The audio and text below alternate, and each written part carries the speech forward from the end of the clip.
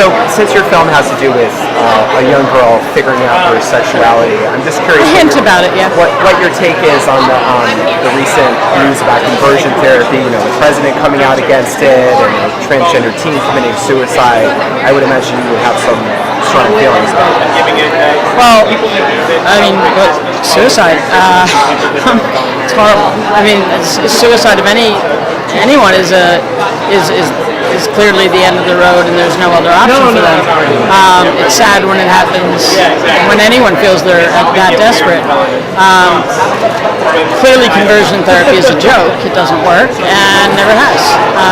And you know, it's a moot point. It's proven it doesn't work. There's no science behind it that says it does work, and it's done nothing but cause heartache and pain to everybody that has ever been suggested they go do it.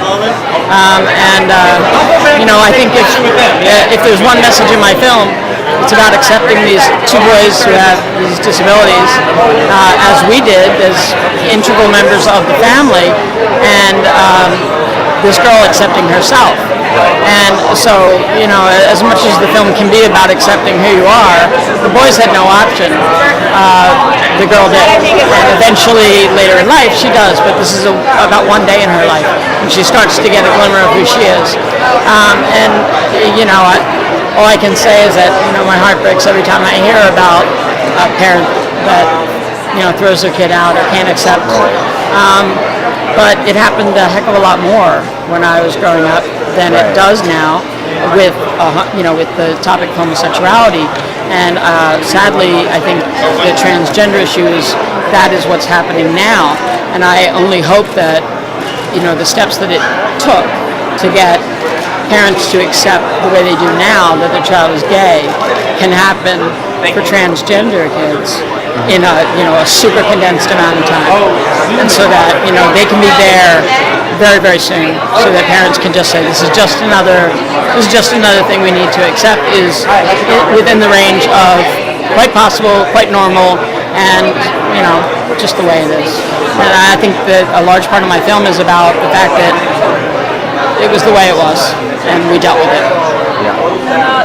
Over 30 years as a drama teacher. Yeah. How has that helped you with writing and writing your first? Well, yeah, a lot of people are like, you're a first-time director. I'm like, film. You know, this is the first project where it became clear to me that it didn't belong on the stage. There was too much that you couldn't show without the use of a camera, and so film was the right outlet for it. I actually feel TV is the right outlet for it.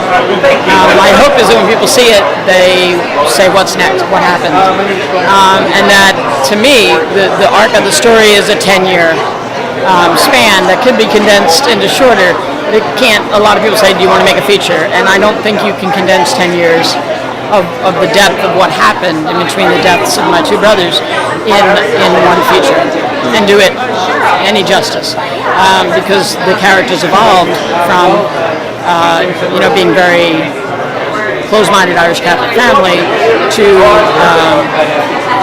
you know, accepting that I was different. I was a bit of a freak in a freak family, and you know, my brothers were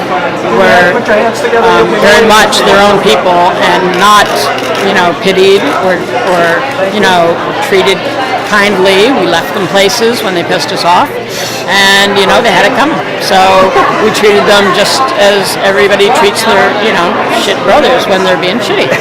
And I think that's what the film is about, is that even in the most extraordinary situations, families are families, and everybody treats each other the way they do.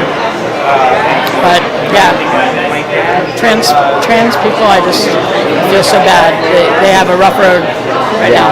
I've always felt that way too. It's like a whole other level of. It's just another thing. It's just like, learn your lesson, people. Civil rights took this long.